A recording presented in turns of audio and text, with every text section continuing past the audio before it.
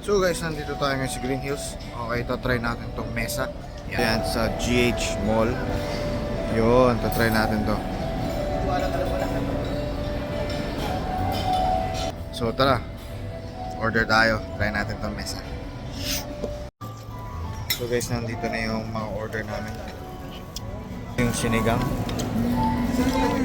Yan, sinigang na bangus. Tapos ito yung crispy duck.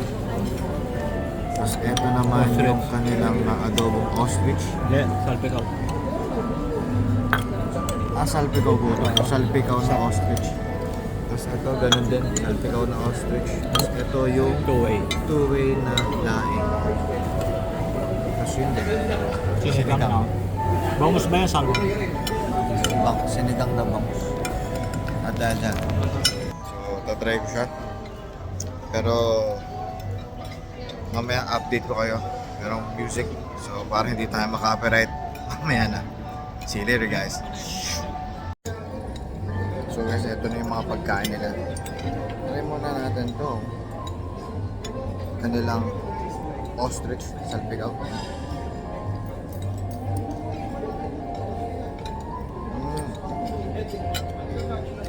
It's soft. Texture niya parang kating kumain ng beef. I like that. So wala siyang specific na aroma or wala siyang anggo tulad ng kambing. Gusto ko yun. Ngayon, tikman natin itong two-way na laing. So itong una, ito yung ang ginamit dito is yung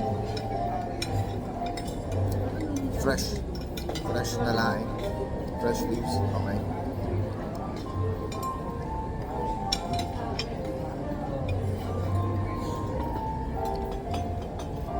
Perfectly spiced. Sakto lang yung akang niya, guys. Hindi masyado overpowering yung kanyang sili. Ngayon, hindi pa tayo dito sa laing na isa. Kaya naman ganito yung kulay at texture niya. Ginamit dito, guys, is yung dried na laing leaves. Yan. Let's go.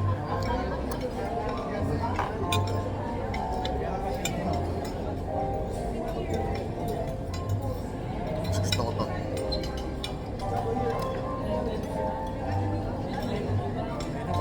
Mas nalalasahan ko yung pagka-laing niya. And then, pero to, hindi siya ganun kaanghang.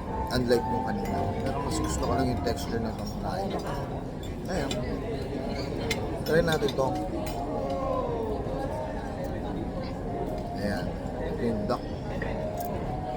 Siyempre, excited na ako dito, guys. Kain, pilit ko muna tayo, guys. Wait. So, ayan. Try ko na to. Yung duck. Lambot to. Pagkakahiwa ko pa lang.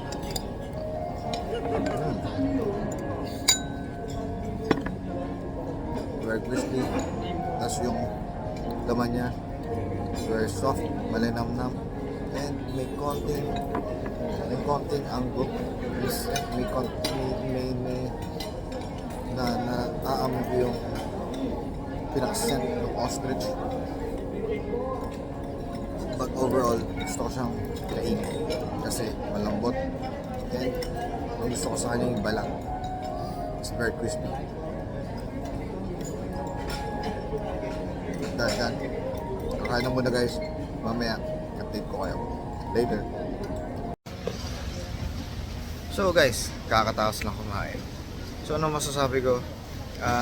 Nagustuhan ko doon yung roast duck. Panaling roast duck. Tapos, gusto ko din yung kanilang salpikaw na ostrich. Yung ostrich, hindi siya yung parang typical na ibon, yung very powdery yung laman, hindi. Yung laman niya talagang pwede mo ihambing sa karne ng baboy or baka. It's lean. It's very lean.